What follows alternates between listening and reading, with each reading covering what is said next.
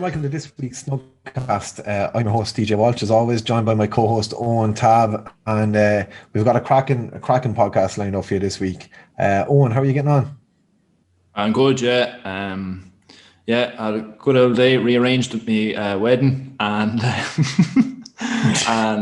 now, and I also got the missus to cut my hair as well. It feels like I'm back in April there, fucking last year. So yeah, no, pretty good day. Productive.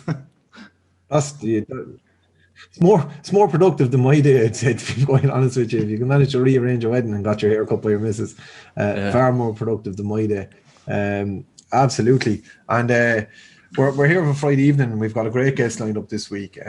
We've got someone on the podcast who I'm absolutely delighted to have on, because I'm really eagerly anticipating the arrival of 2 sweatshirts next week from a fantastic new website, a new shop that's been set up recently. That is a shop that absolutely epitomizes everything that we love about Ireland's local brewing, local produce, sustainability, everything that you could talk about that we support.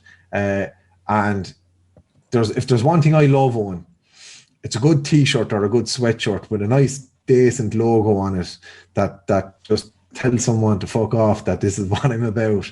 So we're delighted to be joined this week by Shane from Crafty Beer Tees. Shane, how are you getting on? Sure, any mighty lads, how are you both? Good, kid. Great to have you on. Fucking delighted to be here. We just have to point out that Shane is in a man-made man shed out the back, and it looks absolutely quality. Like, well, actually, over the past year, really, we've gotten a few photos and stuff like sent to us on email or social media or whatever, from people who've built their like man sheds and bars out the back, and like they all look absolutely phenomenal. People like installing lines and everything out the back. Like it's class, the stuff that people have done. But I need to go see these. Like, also shout out to all the she beans around the country. It looks like the guards have been missing out. Like, they've got their own she beans. Yeah, I can honestly say, Owen, it's one of the best moves ever made. Was putting together a proper man cave with a bit of space from the world. I have 2 young kids, and we have a hectic work life, my dear wife and I, and just to have a spot where I can go out and go on, careful now. And just it's good buzz. I'd highly recommend it for everybody, men and women of all kinds. She sheds, is it? That's it. She shed. I had there's a sorry, go on, DJ.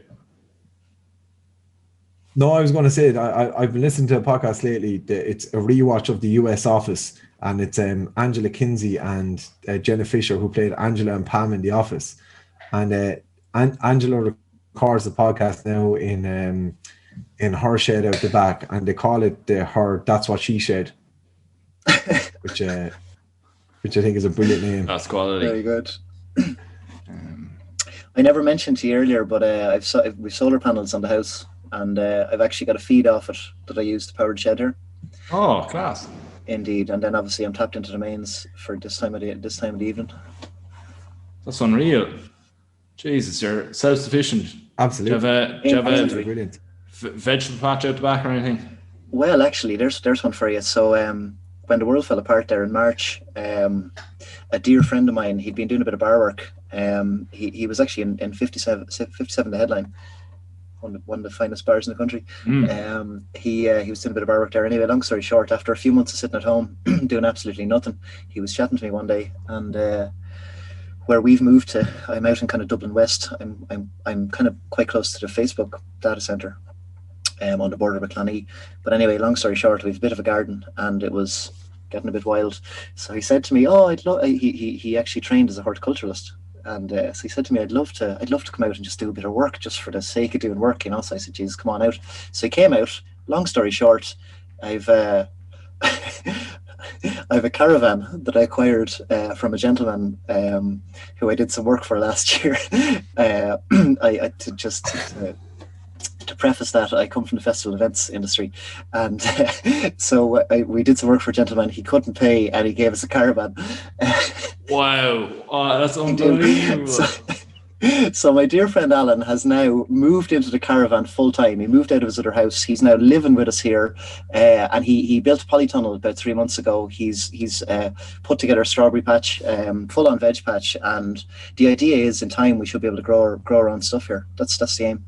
That's unreal. Yeah, there's definitely been a big move for that, isn't there? Like, I'm planning on doing just a few boxes and stuff out the back there as well, like just to do like there's a story of, like, well, a few years ago I was living in this like small little not even a few years ago, a year and a half ago, I was living in this small what's it called, terraced house in Waterford. Yeah, little townhouse in Waterford, and out the back I had like literally like a strip, I'd say it was a foot by 6 or 7 feet long, just along the back garden, and oh my god, the courgettes I grew in it, like these were absolute whoppers. Like, they were insane. Like, I was like, I don't think I'd eaten a courgette before, like, but I think I was like, oh, what's handy to grow, like, you know, bought a few seeds, didn't take care of them at all, just fucked them in the ground, and these things, oh, like, they could have won prizes, I'd say. I've never seen things this big in my life. They're so good. There's I wouldn't be green-fingered at all. In the history of gardening. Yeah. I wouldn't be green-fingered at all, but there's tremendous satisfaction out of growing something yourself and eating it. It's a strange feeling. Yeah, no, there definitely is. Yeah. So my friend Alan here, he picked so there's a lot of elderberries around here, and he picked a lot of elderberries, made it into an elderberry syrup, mixed it with some brandy. I had a taste of it last night. I swear to goodness, it's velvet, absolute velvet. And just the fact that it was kind of made here on our own land as well, there's just beautiful. Well, speaking of homemade things, what beer are we all drinking tonight? DJ, I'll go to you first. What are you on? So I'm going to say that before we came on to record, I actually had quite a late dinner this evening. So I'm going to tell you what I was on during my dinner, because I think actually, Owen, you might be drinking what I'm drinking as well, if I saw correctly there on the video. Yeah. So before we came on with the dinner, I had a Ballykilcavan Bin Bawn Pale Ale, 4.6%. A lovely pale ale, slightly different than, like, you know, we've seen a massive trend in kind of fruity, hazy, tropical pale ales over the last kind of 12 months to 24 months. This is more like a malty, bittery with a bit of citrus in it. Much more. I would say it's much more traditional than of a pale ale than you know, those massive fruity ones. A fucking lovely one to drink. Like, such a clean finish. Just one of those pale ales that always makes you, like, when you get to the bottom of the glass, you just want to top it back up again. You know, a really, really nice beer. From our friends at Ballykilcavan, and I made it a point, right? We went to Ardkeen Stores the other day, and I put up the picture on Twitter, on the Stonecast Twitter, of the fridge in Ardkeen Stores, and I was like, near an offer. And in fairness, Julie corrected me to say that Ardkeen Stores lowered the prices of their individual cans because of the new legislation we discussed last week. But like, I have to say, I said it to you, Owen, the Ballykilcavan and Wicklow Wolf branding on the cans stands out a mile when you look at it. When you look at a big packed fridge of lovely independent craft beer like that, and given the fact that I ordered a Ballykilcavan sweatshirt off the craft beer tees, I said, fuck it, I'm going to represent my wife's home county, and I'm going to represent craft beer tees and drink a Ballykilcavan beer tonight. So Bin Ball Pale Ale, top notch. And I think what you're drinking, one is what I'm actually drinking right now. So yeah, same story, same fridge. I got attracted to that Ballykilcavan branding. Like, it was so good. Like, even like opening the fridge here at home, I've bought 5 cans there, and like, the fridge looks so colorful, and like all this like graphic art, like, it's unbelievable. So I was on the Long Meadow IPA, which is a 5.5%er, and it says on the side of the thing, like, it's a traditional style IPA, right? And it's named after a 300-year-old field on their farm. But that pale ale, I don't know about you, DJ, but I was like, this is actually more kind of golden ale-y. I thought it was kind of like, it brought me back to be kind of like in Amsterdam and drinking like Duvel or one of those lads. Like, I thought it was like kind of like that kind of a taste of it. It was really nice. It was so light, but like, I was like, fuck, just bring me to Amsterdam now. Light up and let's go. It's I think you're right, like, because I'm drinking the Long Meadow now, like, and there is like that barley-esque kind of lovely, almost like you can almost like taste the soil kind of stuff out of it. You know, it's that lovely kind of just homely, farmly kind of it's a really farmly kind of beer, isn't it? Like, you know, it's very traditional, a lovely beer to drink. Yeah, I know. I really liked it now, and it's just, I don't know. It was just I think we've kind of spoken before on the podcast before about like those bridging beers and stuff like that, and I definitely think that that's a bridger. Like, if you're used to your macro breweries and macro beers, that like if you're on your Carlsberg or Heineken or whatever, that like that's definitely one that'll bridge you like to that. I suppose, as you were saying, that kind of like the more fruity IPAs and stuff like that. Like, this is like the stepping stone to it. Like, and yeah. Savage, really good, really, really good. Shane, what about you, man? What are you tipping into? Well, I've started out with I think Hoppy Tots from Two Sides Brewery. Oh, my dear brother Erwin's collaborative brewing collaboration with himself and 57 the headline. Brewed by Third Barrel. It's I love it. It's a session, very session. It's relatively new to them. Very sessionable pale ale. It's dry hopped with citra hops. So she's nice and fresh, and yeah, it's kind of very easy to taste the kind of sweet citrus fruits. I like it. It's only 4.3%. I like it always as a starting out. I like something light. I typically would drink heavier. I like a bit of porter. Yeah. But you can't start a porter. Well, depends on the day. Oh, steady on. But yeah, for today, I owe Erwin, I owe my brother Erwin a debt of thanks for. I don't think it would have been possible for me to get up and running with Crafty Beer Tees had it not been for his kind of advice. He's my little brother. I was in the industry a good long while before he was, but I left to pursue other things, and over the last few years craft beer has been just booming in Ireland, and it's something he is extremely passionate about, always has been since we were kids. So anyway, long story short, the tagline on the back of his can, "Drink fresh, shop local," is really, that's what I feel like I want to be about with Crafty Beer Tees. Yeah, that's what it is about. That's what the whole buzz is about. Shop local and drink fresh beer that benefits your community and your. Yeah, so that's that's my starter. Good stuff. Well, it is as well. Maybe let's expand on that a little bit more there. How'd you start up? Like, how'd you get into the craft beer teas? Like, how'd you make it as a business? Well. It's been on my mind to do something like this for the last couple of years, but I'm very into sustainability as well, and I'd kind of been waiting for a technology to develop called direct garment printing.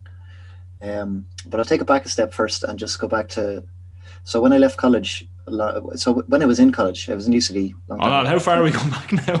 20 years, 20 odd years. Jesus Christ, 20 years this year. I started in UCD, and I started working in O'Brien's, the off license in Stillorgan. And I found very quickly that I had a kind of head for it. I liked the sales end of it. I liked the kind of retail sales end of it. I just like the off-license buzz, I suppose. So I did that for a couple of years during college. I then went off and I did an entrepreneurship degree in Wales. And when I came back to Dublin, A new off license had opened in Slorgan, and so I went there and I became the manager there. So anyway, long story. I say the phrase a lot, long story short, but long story short, he lasted about 2.5 years. He was a lunatic of a man, an absolute legend of a man, but a lunatic. And after a couple of years, he wanted to exit quietly. He was a stockbroker. He'd made a mess of this. So I was in a very fortunate position, myself and 2 other lads, and we picked up an off license in the dying days of the Celtic Tiger in 2006 for I don't really come from money. I took out a small loan, and anyway, long story short, I ended up with an off license at the age of 24. And at the time, there was a Tesco in Slorgan already, and the O'Brien's that I'd worked in. So competition was stiff. I was a bit off the beaten track as well, so I needed to do something different. So we kind of specialised in boutique restaurant wines that the supermarkets weren't selling.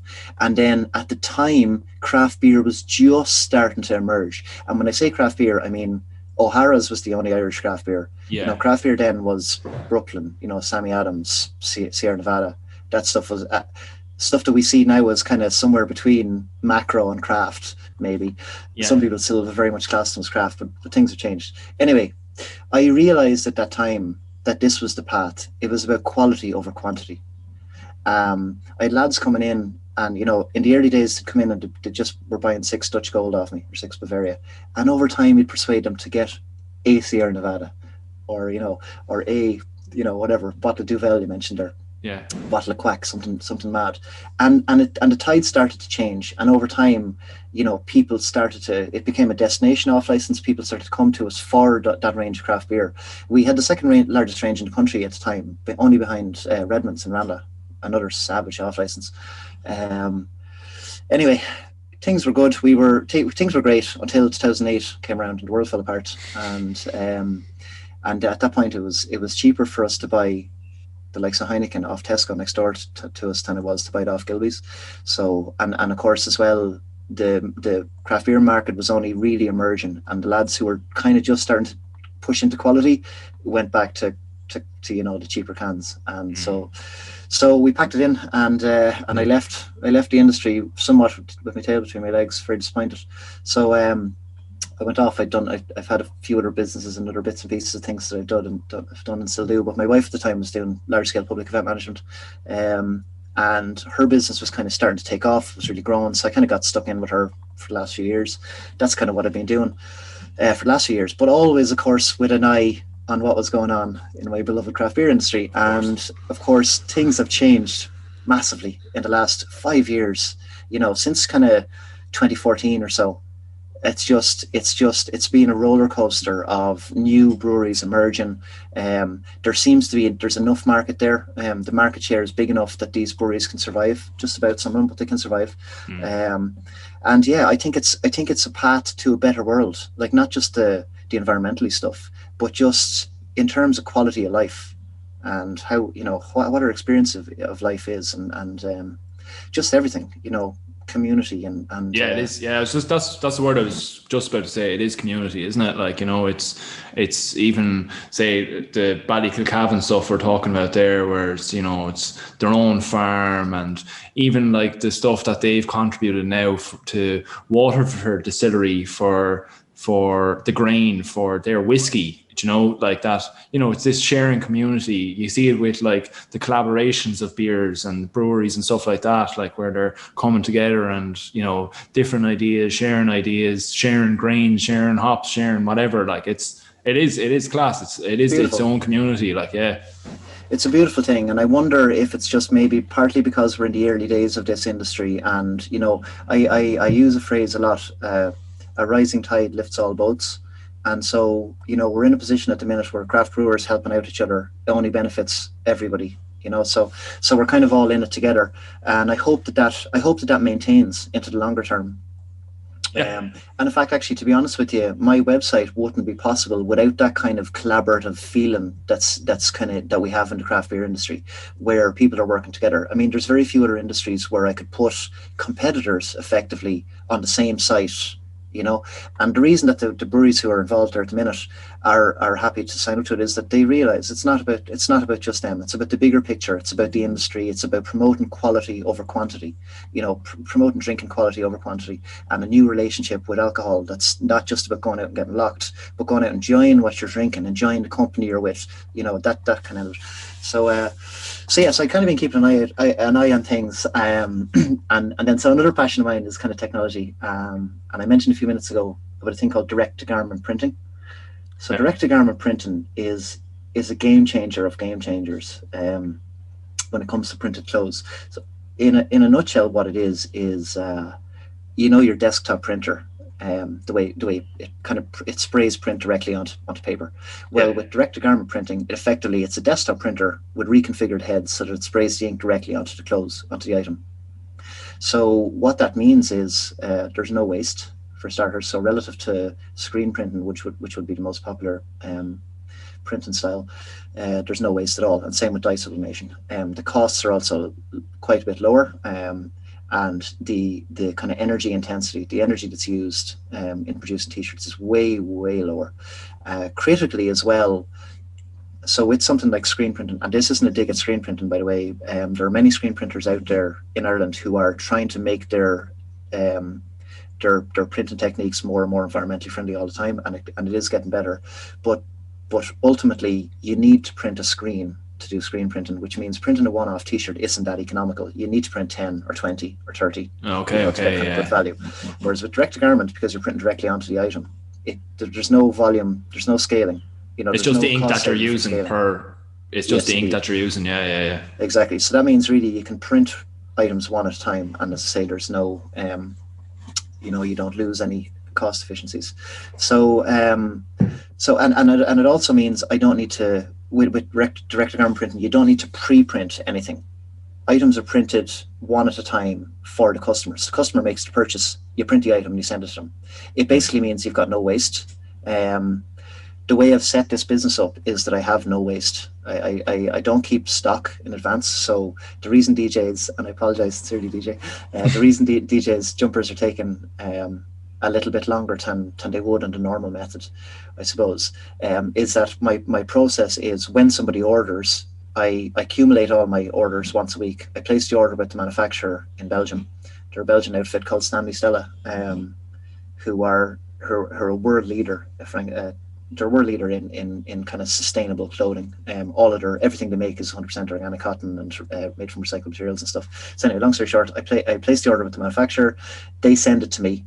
I have found only in the last month the first guy in Ireland with a direct garment printer. They're very, very expensive machines. This technology really has only emerged in the last kind of 3 years. I mean, probably in the last 5 years, but really only in the last 3 years, the pricing has come down. Prior to meeting this gentleman, the first batch of t-shirts that I did before Christmas, the first t-shirts and hoodies, I printed with a company in Germany. And the machine that they print on costs £250,000. It's pricey, very expensive machine. So this type of printing direct to garment, it's like any technology, it can be used for good and bad, right? So you've probably seen a lot of websites online they're doing a kind of a print on demand service where they're able to they're customizing products, customizing t-shirts and stuff like that, and then, you know, printing them one at a time and selling what I consider to be low grade, not sustainable products. And that is not a good future. You know, finding a way where we can print even more t-shirts and hoodies. Currently, I'll get into a few facts in a few minutes. I prepared a few facts for DJ. But currently, we produce 100 billion garments in the world every year for about 7.5 billion people. Like, so it's mental. So we don't need to be producing more clothes. We need to produce way, way less clothes. It's kind of like craft beer. We need quality over quantity. So anyway, so direct to garment potentially could be used for, you know, it could make things worse. However, the way I see it is, it's a much more environmentally print method, as I see it, for kind of one-off prints, and certainly for what I'm doing, which is kind of direct to customer prints. And yeah, so I guess in the Yeah, in the longer term, I feel like it's going to get proliferated. These machines will be kind of more widely available. The gentleman who I was very fortunate enough, I spent probably a year. I spoke to every major printer in the country, and all of them said the same. They'd love to buy a direct garment machine, but they're too expensive, and they don't see the market size as being big enough in Ireland to justify the cost at the minute. So what I'm trying to do is I've been in touch with a couple of other Shopify owners, people, Irish companies who are doing kind of this kind of printing on demand style. And so I've been in touch with a couple of them, and I'm trying to put together a bit of a cooperative of Irish shops, where we can kind of maybe buy a machine between us, or persuade a printer to get one of these machines, and that they could kind of fulfill all our orders and all our work. So direct to garment printing is only really emerged in the last short while, and that's really why I feel like I could do this now. I couldn't have done this business even a year ago because I didn't want to get into the route of screen printing. In order for me to have what I want to do, which is there's about 80 odd breweries in Ireland. Even if I was to have half of them on my website, the craft beers that come out, the breweries are getting so fast now. They're bringing out a craft beer, and a month later they're bringing out another one, or a couple months later. So it's fast turnover. Maybe that batch comes and goes. I don't want to be stuck with a heap of t-shirts, and so I'm not pre-printing anything. As I say, zero waste, and it means it's slower to get to my customer, but everybody wins elsewhere. The last thing I'll say about direct to garment printing is that really what's changed now is that the quality is so good. The quality is so good that it's as good as any other print type. And again, 2 years ago even, that wasn't the case. So this direct to garment thing, I'm intending on harnessing it, I suppose, to I've started out with craft beer, and obviously it's an industry I kind of somewhat know and love. But in the longer term, I see it as a way where maybe I could do teas for a lot of other small scale local businesses who aren't in the business of selling merch. They don't want to be selling merch, but to have an outlet where something like what I'm doing with breweries, where basically I sell the t-shirt for them, we split the profit with them, so they're making a couple of quid on it. But of course, like the breweries, nobody's in it for the money. It's about branding. It's about getting the brand out there, and it's about people wearing their stuff. That's what they want. And for me, I'm in a good place in my life. I say I've done reasonably all right the last few years, and I'm trying to set this up as a non-profit. I'm if I can cover my costs, I'm happy enough. It's nice. It kind of goes back to that community thing again, isn't it? Like just giving back a little bit as well to the lads, because I suppose, as you said there, there's not much in it for them other than just exposing their brand maybe a bit more. But I suppose it's giving you a boost, giving them a little bit of a boost. It's just a nice thing to do in general. And for then the fans of the beers, it's quality. Shane, can I just ask you something there in terms of, you, as you said, you guys, when you had the off license, you were fairly innovative in terms of getting the craft beers, and even before there was Irish craft beer, you had your beers from Belgium and the States, etc. And then obviously economic factors meant that consumer habits reverted back to say the cheap beer as your Dutch Gold or Heineken or whatever as you explained. But do you see in terms of, I think the entire world now recognizes the need for a more sustainable future. Do you think that consumers need to change their expectations and their habits, and that do you think you guys, you and other people who are using who are using these new methods, are ahead of the curve, and that eventually consumers, as I said, I'm not too bothered waiting an extra week or so. Do you think that as a society, as carbon emissions go up and unsustainability goes up, the patience of consumers has massively gone down? Even you talk about internet speeds, people might be listening to this and there might be a delay on mine because the internet speed has been a bit sketchy when we started off with the call before we hit record, and people get so impatient with stuff like internet speeds, and if I go to buy a sweatshirt on your website and my phone is being slower than normal, people get so angry.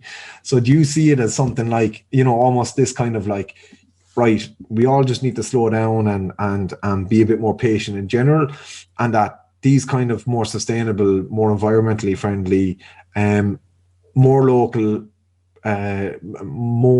more beneficial to the local economy as well, I would argue. Do you think that like consumer habits need to change, or regress is probably the wrong word, but just revert to a more sustainable and method to be successful? And the other thing I was going to say is, I was going to ask you about was, you know, the way like Urban Outfitters is like this place that seems to upcycle. Now I think they do it the wrong way. Like they seem to upcycle all these old clothes that they find that are really high quality from like the 70s and 80s and sell them on for a massive profit.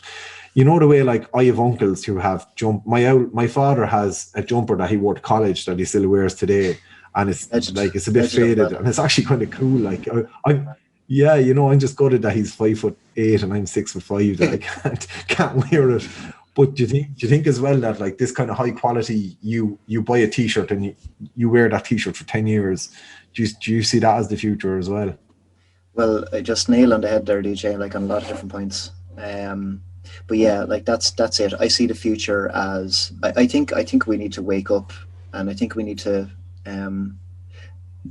to be a bit more cognizant of what we're doing here on this planet, the short, brief existence that we have, and we need to be able to stop and smell the roses. And I really feel like, in general, society has kind of gone a bit sideways in the last few years. We're all kind of chasing this thing. People are just not as, I suppose, just as capable of kind of taking things easy and kind of. I'm off on a side point. Let me go back. So I suppose consumer habits do need to change, yes. And that's exactly that's what I see myself as doing. So my personal carbon footprint is utterly enormous. Some of the festivals and events that we've been involved in are just, the carbon footprint we've generated is enormous. So for me, I feel like this is my kind of making up for things. And what I'm doing with this business is trying to teach people, or show people, should I say, not teach people, but just show people that there are other ways that you can do clothes, and slow fashion is the way forward. You mentioned about your uncle there and that jumper. That is the future. If we're going to deal with like fast fashion, as you might call it, all these online stores and that, it contributes more to climate change than all of global aviation and shipping and global shipping put together. It's enormous. You know, what goes into making a t-shirt is like, you know, 3 years worth of drinking water. It's just, it's insane. So we need to focus on three things: care, rewear, and repair. And that means when items are bought, clothing items are bought, we need to take care of them, and we need to take care of them for a long time. The only reason really that I'm willing to sell craft beer t-shirts is that I know that if somebody buys one of my craft beer t-shirts, they're going to love that. That they love the craft beer. It's not just some random t-shirt with some random thing on it. They have an attachment to it. They have an attachment to the area, you know, where it comes from. There's more of an emotional connection. And I have t-shirts like your uncle's as well that I've had for a decade, and I'll never throw them out no matter how many holes they get in them, because I just love them. And that's a crucial part of this. I don't want to sell crap, and I don't want to contribute to the problem of the kind of very fast turnover of clothes. The second thing then is the rewear thing. And that's again, it's the same thing. It's, you know, if you love what you're wearing, if you love the item, you're gonna rewear it. The last item on the list is repair, and that's not something I've done anything about as of yet. However, it's something I would like to do. There's a brand I very much admire called Patagonia in the USA. Oh yeah. Patagonia. Yeah, so Patagonia, you buy an item of clothes for them, and it's kind of got a lifetime warranty. You know, it gets damaged, you can return it to them. It can be, you know, so that's a quality item, and it's like craft beer. We need to go towards quality rather than quantity, and yeah. So for me with the t-shirts, and a lot of people I know think this is mental, but I'm not quite there yet. But in the next couple of months, I'm going to roll out a kind of a 10-year. So basically, if you buy a t-shirt from me, I will give you you get a little slip with your package, and that'll have a number on it that'll be tied to the artwork, connected to the artwork that's printed on your t-shirt. And in 10 years from now, no matter what condition that t-shirt is in, if you return it to me, I'll give you a replacement at cost price. So basically, if you have a t-shirt and you keep it and use it for 6 months extra to when you plan on throwing it out, and this is on average, obviously, you can save about 30% of the kind of like the kind of environmental impact of that t-shirt. So keeping t-shirts for a long time, keeping clothes for a long time, finding other ways to repurpose and reuse them. Turn it into a rag, if that's what you got to do. And so what I'm trying to do is, as I say, in 10 years, the idea would be that I'm trying to sell clothes that people are going to keep for a long time, and that they know that in 10 years time they'll get a replacement for it. So yeah. I think what you're doing is absolutely amazing, and it's definitely the way forward.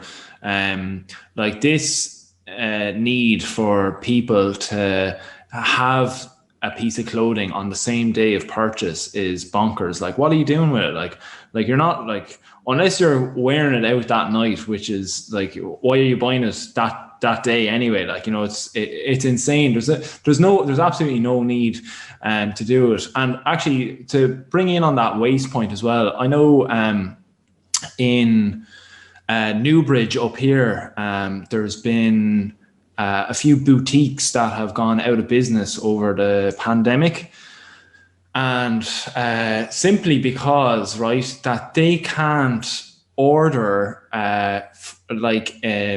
they can't order specifically for a customer. So say, whatever, this is, I'm getting all this off Kira, by the way. She'd be following all these Instagrammers, like, but she was saying that basically a shop in Newbridge went out of business, but she was saying one of the things was that say she sold out of mediums or size 8s or whatever of a dress, okay?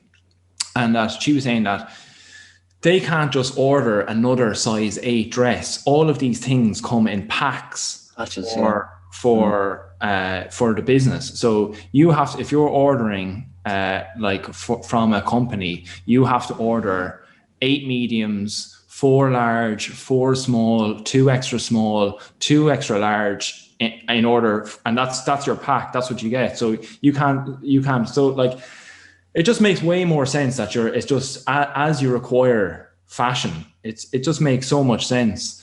And another podcast I was listening to as well was the David McWilliams podcast, and they were talking about this a few months ago, and they were saying about shops in Dublin, and that wouldn't it be amazing if you don't need that big huge shop in the center of Dublin. You only need a small premises, and all you do is you hold one item of each size in the shop, and you don't hold stock there. You just hold demo stuff. So you can go in and you can try on the clothes, and then you go and they order it, and then it's sent to you a week later. There's no need to get it there and then, and I think that's another way that that whole kind of fast fashion could go ahead. Yeah. It's I just yeah. That's that. Yeah, you said something. I was going to say, as one of the people in the world that has the most awkward body shapes, I think like you hit a really key point there, Owen, in terms of size as well. Like if for me, like the amount of times that I go, like, I like Niamh here would tell you that, like, I have just Niamh would tell you that I contribute way too much because I have too many t-shirts. But the reason I have too many t-shirts is because, like that, I'll buy a couple of Craft Beer sweatshirts now, or t-shirts off Shane, and I have, like, I got a t-shirt in the post this week. It's an indirect provision t-shirt. That's the one I want now, like, and I'll have this for 10 years, and like this was contributing to a fundraiser for legal fees against deportation of people who are fleeing persecution. So, like, as I say, like, you'll buy a t-shirt for that, and you'll trust that the association are doing research into that. But then, like, I have like the two hoodies I wear probably the most, I bought in New York in 2009, and I haven't gotten rid of them yet, and I feel like they get more character in my mind. They get more character every year. And Niamh slags me off, like, she's like, how long do you have these? Like, they need to be thrown out. But in my head, like, if I throw them out, what am I going to wear when I'm mucking about with a few calves in the farm or something? Like, it's definitely it's definitely a factor.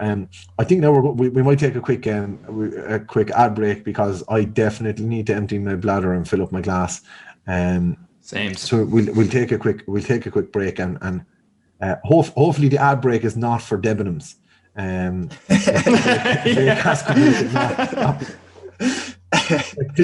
Please don't listen to that for Primark or pennies.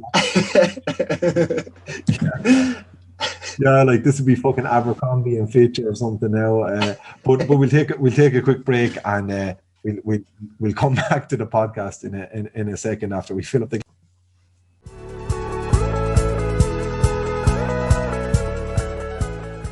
And welcome back, everyone. The glasses are full, the bladders are empty, and we actually, when we came back after a little break there, we're down quite the rabbit hole of chat here. The chat is really flowing, so we said, fuck it, if we kept going the way we were going, we were never going to record a second half of this podcast, because the conversation was flowing too well. So we're back now, and guys, actually we're talking about sustainability, we're talking about long-term the visions for the world and society, etc. And I think, like, you know, to bring it back to the podcast, and to bring it back to, you know, if we're sitting in a pub and we're sitting on a high stool drinking some Ballykilcavan beer, and we're debating this with, say, three owl lads in the corner drinking macro breweries. What would we say would be the future of craft beer in Ireland, independent craft beer, and where, you know, how does independent craft beer in Ireland move from somewhere between 2.3 and 2.8% market share it has at the moment to say the 10 to 12% market share that craft beer has in the States? Like, how do we as people who like to promote and support independent craft beer in Ireland drive that movement along with the brewers to getting them to have that kind of market share in Ireland, lads? Yeah, I'll go. So I suppose for me, I think it's kind of harps back to what Shane was saying earlier on there about his venture into the off-license industry and what he was doing at the time. And, you know, it's getting those lads who are coming in, getting 6 cans of Dutch Gold or Tuborg or whatever, and it's, you know, offering you know, lads, would you not try this now? And, you know, maybe have one of these Long Meadow IPAs, you know, it's a nice bridging beer that you might get a bit more taste out of now, like, you know. The only thing I'd say about it, though, is that it is hard financially in the craft beer scene, isn't it? Like, as in, like, it's all well and good for us to go and say, oh, sure, you know, these beers taste nicer, but they also cost more as well, like, you know. And we've had lads on the podcast before who've been students in WIT and UCC and whatever, and like they can't afford to go and get like 6 craft beers, you know. So I don't know, like what has been great, I think, is has been the take up of the likes of Lidl and stuff, and they've done their little I don't know, whatever it is, like some partnership anyway with I know Ballykilcavan are in it this month with their Bin Bawn Pale Ale, and I think their Red Ale as well are in Lidl this month, and I think that they offer them at like a slightly lower price as well, so maybe it's something like that. But anyway, again, bringing it back, I think it is down to the off licenses and stuff like that to kind of, I know they can't do offers anymore, but maybe just to promote them a little bit more and to have like your, you know, beer of the week and stuff like that. And then the second thing that I think has been, for me, I think, which has been a massive thing, is that having craft beer pubs has been an amazing thing as well, where like people like have gone to places like these craft beer pubs are always trendy looking spots. Like they're always a really, really cool looking spot, and it attracts people there. So like we always give the example of Yellow Belly's tap room in Waterford of Grady's Yard, and like it's quality, like doing like food, like, you know, having like a what's it called, pop-up restauranty place on site as well. Like everyone loves that shit, like, you know. So do that and then have it in your place that you offer tasters and stuff of beers. Don't be afraid to have the little small glasses and tasters and get people tasting the beers, because I think that's the only way that you get people to swap over, because it's way too easy to go in and brand recognize things and go, there's a Heineken, there's a Guinness, there's a whatever, and you just reorder because it's just buried into your head from matches and whatever other advertising that they have. So like, it's, it is that thing of you go in and you order a Heineken in Grady's Yard or whatever, and they go, oh yeah, you can get your pint of Heineken, but do you want to try a Citra Pale Ale or whatever? And they give you the little glass of that.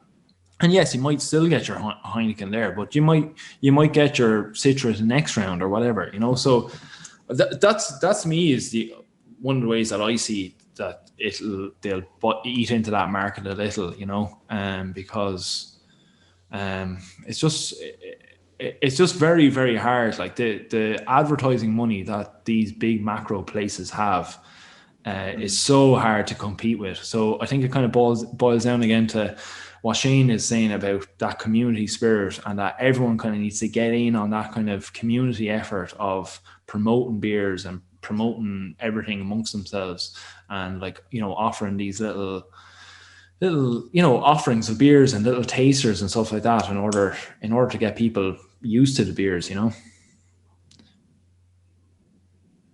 Shane, what about you? What do you think? I think there's just some great points made there, Owen. Thanks. Yeah, I think you're spot on several points there. I guess for me, from the off-license perspective, like you mentioned about tasting. Tasting is a huge part of it. I've seen it so many times. Somebody picks up a craft beer. They're a mass-produced beer drinker. Always drank the same beer. 30 years, never drank anything different. You put a craft beer in their hand, a small glass, and give them a taste, and they instantly know. This is like steak versus McDonald's. They can taste the quality. They know it's better, and so it's just about getting them past that line, getting them to then maybe if you can get them to take one home, and it happens very quickly. It really does. Like it can happen within maybe 10, 12 beers where they break that attachment they have to that drink that they always drunk. And once you slip into that, it's hard to go back, because you want to try, there's another, I found a pale ale that I like, so I want to try another pale ale. I spot another one, there's another one, and it kind of snowballs from there, and suddenly you're realizing that you're not drinking to get drunk anymore. You're drinking because you love the taste of it, and that's I also think as well, in terms of market share growth, to get to the kind of size market share that they have in the States, I honestly, hand on heart, believe it's only a matter of time in Ireland and elsewhere, and that's just because, again, it's like, I look at the people who are coming up who are younger to me, and again, they're focus on what they're about, and again, it's the same in terms of food, in terms of clothes, in terms of so many things, where they have that kind of value towards locally produced, well-made stuff, and so I can't see any other way except that it comes back. Actually, I'll tell you a story there about a stag I was at back in March of last year, where just before the pandemic, just to be clear on that, it didn't break any guidelines, but so I was organising the stag for this chap, so had a bit of money in the kitty from everyone bringing in, so I said I'd do my due diligence and I'd go and get a big load of beer for the house that we were going, I'd get like boxes. So I got like box of Heineken, a box of Bud, box of Corona or something like that. Like, got a few kind of like mix and matchy cheapy beers like for everyone. And I tell you, there was maybe 4 or 5 lads who came, saw what I bought, and went off to the off license and bought a big load of craft beers for themselves instead. So and these are lads now that like wouldn't turn their nose up to it now beforehand, but I think it's a bit indicative of like, no, actually, we want to enjoy our weekend with like beer that we want to fully taste and stuff. And yeah, I thought it was pretty. It was, you know, it was really good. I thought to see that, like, you know. It's you're spot on there. It's very like group based. So within my kind of group of friends, like so I'm from Offaly originally, and I've got a group of friends from Offaly, and I could see it happen. It's like a virus spreading over time. You know, it started off with, obviously I was kind of quite into it, and everyone was into it, and then a couple of the others kind of got into it, and now like there's none of us would even consider. You know, of course we'd have a pint of Heineken if we go to a match and enjoy it, but as I say, given the option, we'll choose something else. You know what, there's something important to say on that as well. You mentioned about the US and again the market share. So I think it's possibly something I heard from you guys from one of the earlier podcasts. Is there a statistic that in America you're only every person is something like within 10 miles of a brewery or 10 kilometers? Do you remember something like that? It could have been us now, but I looked that up later. Yeah, that sounds like something no one would say. Maybe I'm slightly off on that, but it's really not far off that. What I'm saying, and really the point is that there are breweries spread very well all across America. So in Ireland, as I say, really only in the last 5 years, we started to see the kind of the dawn of breweries all over the place. Like you look at Ballykilcavan, obviously we've mentioned a lot this evening. You know, that's a brand that Laois people will get behind. Now, I'm from Edenderry in Offaly. We don't have a brewery local to Edenderry, but I can tell you that the second we do have a brewery close to Edenderry, people in Edenderry and around the area will be drinking it. So I think over time, we're going to see more and more breweries emerge in Ireland. And I think more and more community-based breweries who are you know, making nano batches or micro batches, and are just selling into the local community. And yeah, I mean, we talk about the future, to go back to what DJ mentioned. I see the future of craft beer as exactly that, where we're going on a stag to Sligo or wherever we're going. And it's not about, I'm not going to see Ballykilcavan necessarily in the fridge. I'm going to see local Sligo brews. And I think that certain places will develop a reputation for being good for ale and good for, you know, this and that. And I think that we will kind of travel to those spots with that in mind.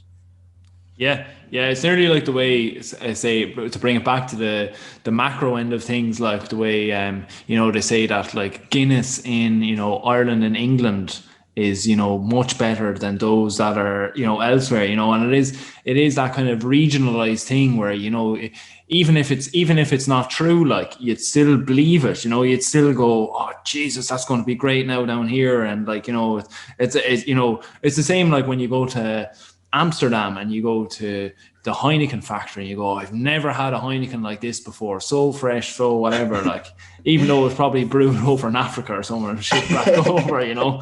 So like, yeah, I think you're dead right. Like, yeah, it's it could definitely be that way where, you know, you think, oh, I can't wait now for the Sligo Porter or whatever, you know, or a Kerry Ale or something. And there's maybe a few breweries there, and they're all making good porters, and they're feeding off each other, and, you know, and the brewer there knows the brewer there, and sure, they're mates, you know what I mean? They're competitors, but we're friendly competitors in this industry. And and as I say, rising tide lifts all boats. And yeah, there's also there is some government supports for people trying to set up breweries in Ireland, and I would like to see much more of that. In fact, to that end, I would like to see an agency in Ireland that was focused on Indigenous businesses.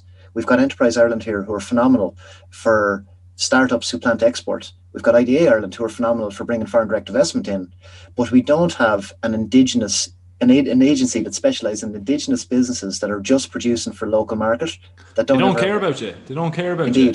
Indeed. No. That's a concern. You know, there's an argument about state aid and the EU and that their hands are a little bit tied, but I don't believe that. No, if you're not exporting, you're not doing anything in their eyes.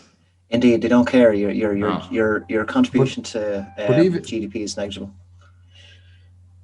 Sorry, DJ, go on. But that's a different type of economics altogether. That's circular economics, where, like, you know, the money doesn't leave the local area, and that economics has been shown to be actually like far more beneficial to small businesses.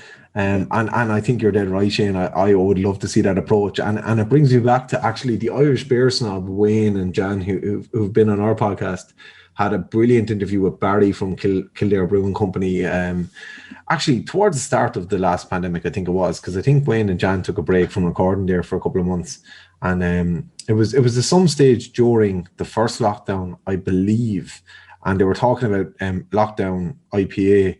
The first iteration of it, Owen, that you got a couple of couple of cases up for myself and yourself, and I've a really good beer, and the second one is actually I think even better again. But they spoke to Barry about, because we said, like, we kind of randomly came across Kildare Brewing through the lockdown and not going to the pubs, so we were looking to buy cans, and we just came across them on social media and bought them that way. And Barry made a point in that interview that, like, absolutely hit me like a brick wall and made me sit back and think, Jesus, like, this is the solution to, like, if this was adopted globally, it's a solution to climate change that we've spoken about. It's a solution to the biodiversity crisis. It's the solution to so many, like, issues around like poverty and stuff like that, where Barry said, like, I have no interest in producing beer that's going to Donegal or going to Kerry. He was like, I'm in Kildare, I want to produce high quality stuff and serve the people of Kildare with that beer. And if I can do that and earn a nice little living for myself and have my business be viable, then that's enough.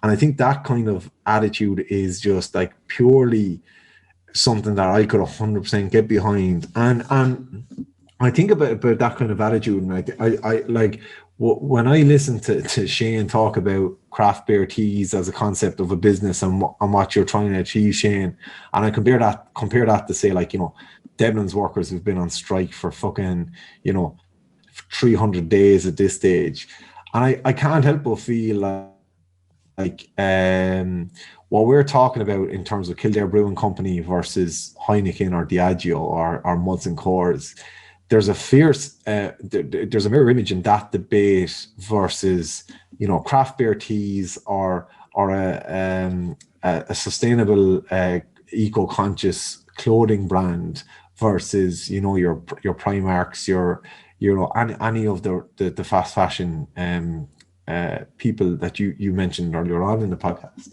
I suppose, do you think there's there's a parallel there, and what are your musings on how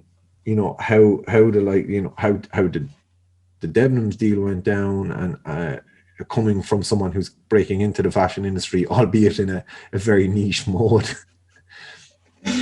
Well, I'll tell you something, DJ, you're absolutely on the ball there. Like, the similarities are striking between this industry and fashion, between the craft beer industry and fashion, and actually many other industries.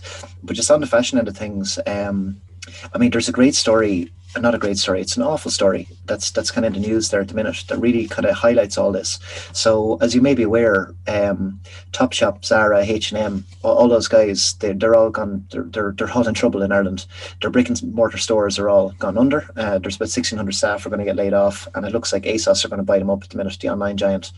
Now, those companies were in trouble prior to COVID, and brick and mortar stores in general are, the online competitors they're so, their costs are so low, they're just, so the market is moving that way. However, I read a fascinating, there's an RT News article on it only a couple of days ago, and near the end of the article it says that when the pandemic happened, all of the online sales that these stores got in Ireland, so your Topshop in Ireland, Zara in Ireland, H&M.ie, all of those sales went to the UK parent group. So the items were shipped from the UK, and the Irish outlets, or the Irish side of it, never saw a cent of it. And here we are. So the Irish company never, so, like, that says to me, we've got 1,600 people, retail staff, who are now laid off because we, as a nation, we spend our money in those stores, who effectively are owned by foreign multinationals who have no investment in Ireland, who have no investment in the people in Ireland, who have no investment in keeping jobs here. So,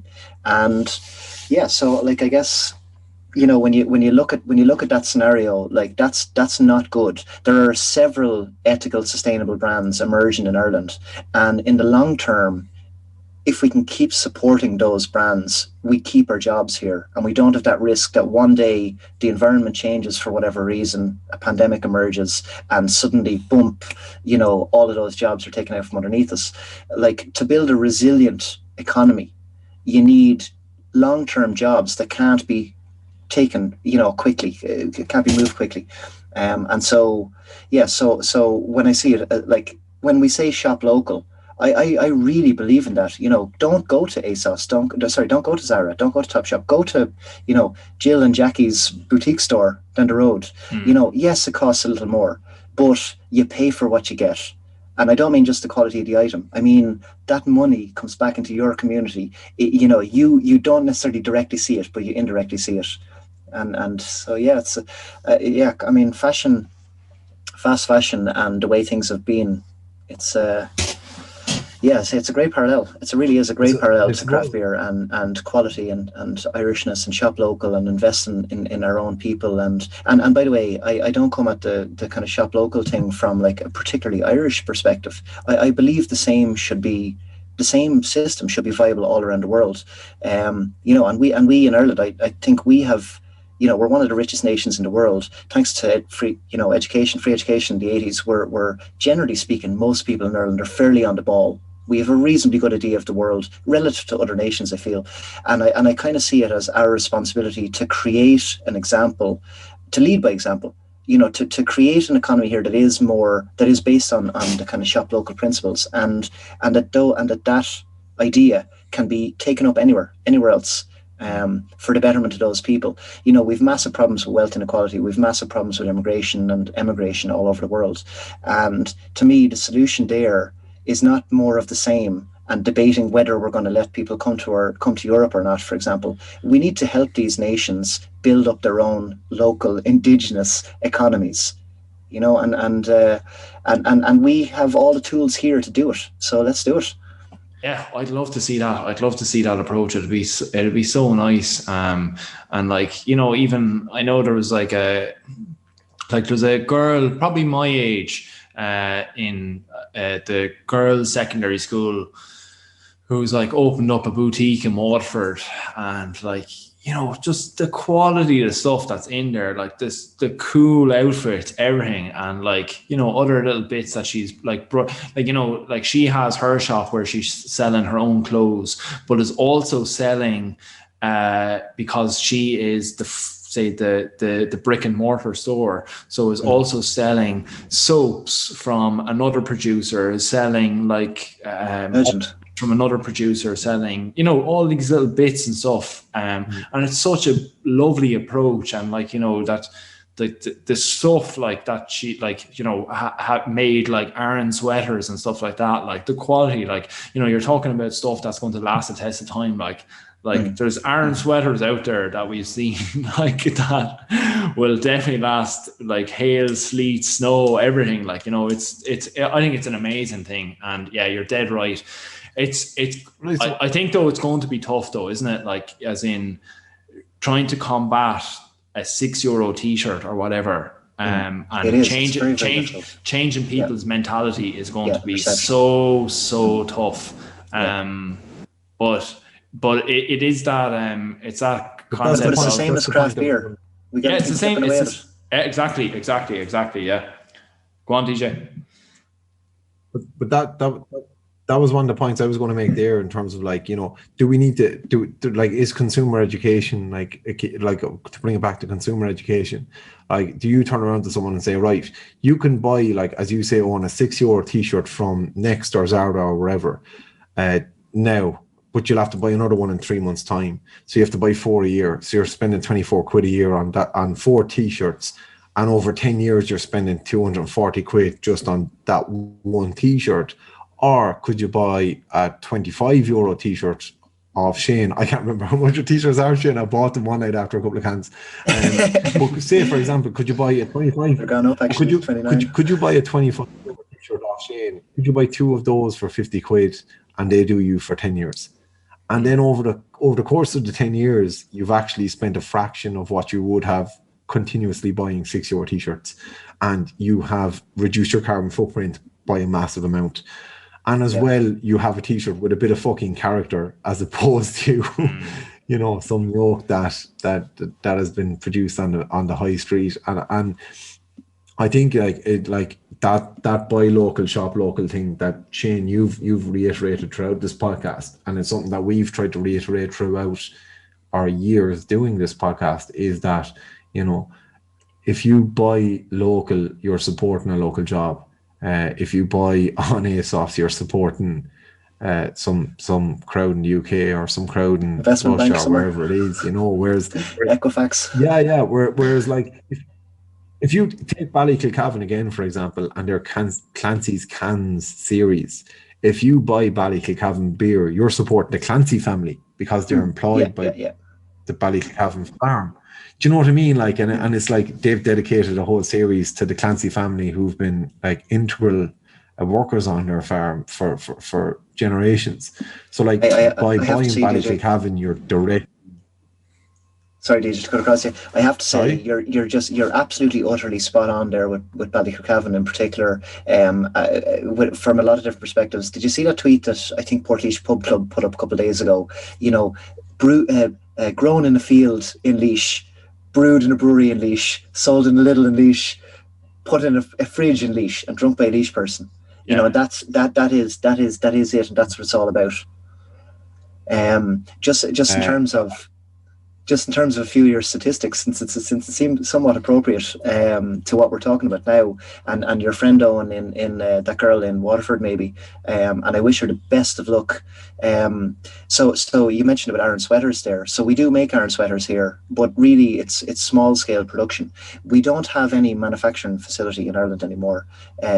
Fruited Loom used to manufacture clothes here, but they packed up in 2004, maybe. They had a plant in Buncrana, in Derry, in Donegal, and another plant in Derry. And that to me is very sad. And actually, that's very much one of my long-term goals. I'd really like to be able to manufacture clothes in Ireland again. Up until the 1960s, 90% of US clothes were produced domestically. Nowadays, that is 3%. Wow. And indeed, and we don't even have a loom in Ireland. We don't do it at all. So I feel like that is the future, is kind of manufacturing and producing clothes here.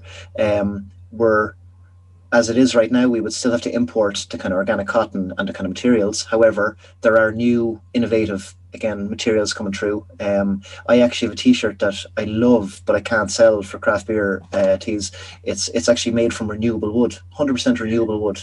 Wow. But yeah, it's amazing. It's a Californian company, they're legendary, but the t-shirt is just a bit too light for us for Ireland, so it's not there yet. I've been onto them and see if they can do a heavy duty for us. But what I'm saying is that the future is bright in terms of the materials that could be involved. We're getting better and better at recycling polyester. The hoodies that I sell have 15% recycled plastic bottles in them. And that's recycled polyester. So we're getting better and better at these things. There's a place in the EU, place in Italy called Prato. Extraordinary place. So basically 30 years ago, this was the dump of Italy, and over time the people who lived there just started to get better and better at recycling the materials that were dumped there and making them into new clothes. And now they've got what's really the world's first fully recyclable clothes kind of spot, and so that's a technology that we need to roll out elsewhere, and including in Ireland. So wow, that's incredible. Like fair play to you, Shane. Like that's such a good approach. Like I think that nearly the episode title of this is like this kind of community and like just approach to everything. Like it's so nice, like, and like it's definitely the way forward. Like what is all this waste in the world? Like, again, harping back to like the online ordering shops of ASOS or whatever. Like, there's some mad statistic, and I'm just going to pull a number out of my hole here, but it's something like 2/3 or 80% or something like that of say if you order a t-shirt or a top or whatever from ASOS, and it comes to your house and you get it, and you decide, oh no, it's not the right size, doesn't suit me or whatever, and you return it, like something like 80% of those clothes are binned. Like it's a mad figure anyway. It's definitely over half. Like, there's a garbage truck of clothes burned every second on planet Earth. Every second, one garbage truck of clothes gets burned. Not even landfilled, burned. It's mental. In the West as well. I mean, 10 to 30% of recycle of tees, of recycled t-shirts. So if you bring your t-shirt down and you put it into the recycle, the kind of the clothes box, whatever it is, 10 to 30% of those will actually get resold at charity shops. The rest of them all get sent back to the developing world, where effectively we're destroying their indigenous local markets with oversupply. So how it works is, and actually it's a real problem in pandemic times, because all of these local markets in North Africa and elsewhere, people aren't going to, and people aren't buying clothes anymore, buying secondhand clothes. They're not going to markets. So what's happened is a massive build-up in the West. So in fact, all of those recycled clothes containers right now, they aren't being shipped anywhere. They're basically being kept in Ireland and elsewhere in the world. And in fact, the Chinese were taking, up until maybe last year sometime, they were taking all of the excess. They were taking an awful lot of the world's wastes, they turned around and they basically they decided no. So about a year ago they said no, they weren't going to take any more of that waste.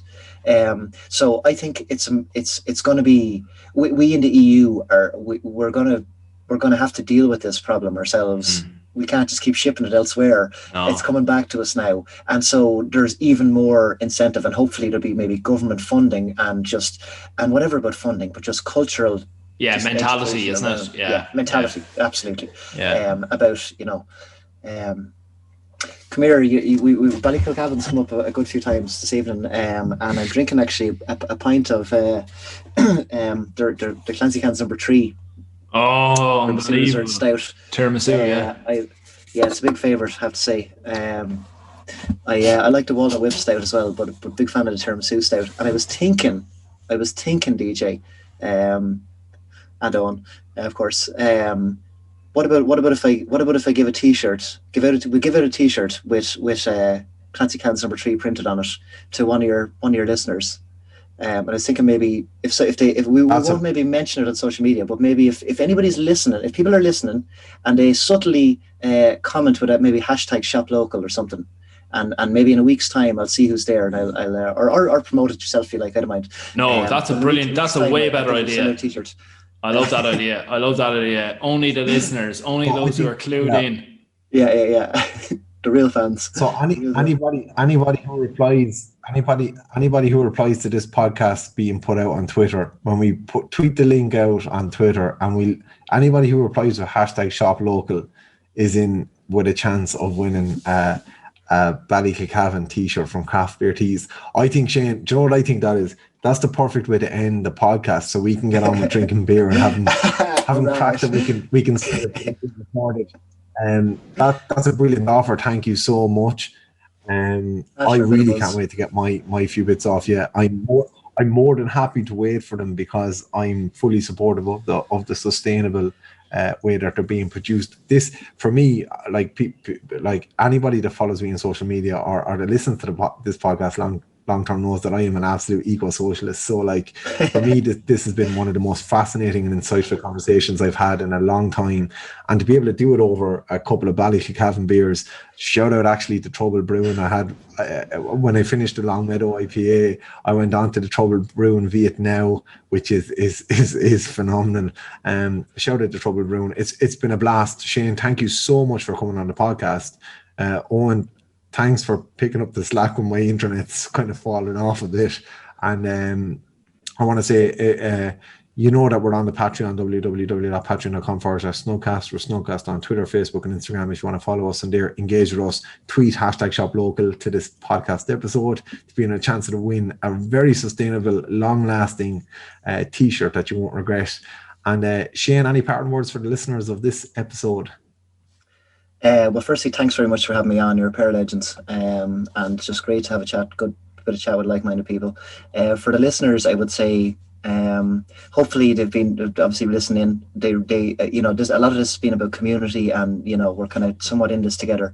We're a growing industry, and what I would say is to the listener is the power is in your hands. And what I mean by that is find subtle ways to tell people about craft beer, about craft beers you love, slip it into conversation, put it up on social media, tweet something you're drinking, whatever it is, and just that's how we grow that market share to the kind of US and beyond. A future world with no mass produced muck, just quality. That's what I dream of. And us three, all of your other guests you've had on and your listeners, that's the people to get us there. So let's do it. Fucking there's parting words. I just want to say, like, yeah, Shane, I tell you, before we stop recording, I'm looking forward to the other side of the pandemic when we get to have these conversations on high stool over an actual pint. That's been this week's podcast. It's been an absolute blast, and we're going to have a couple of cans now and get a deeper dive into these conversations. Slán be clear, Tóra. Good luck.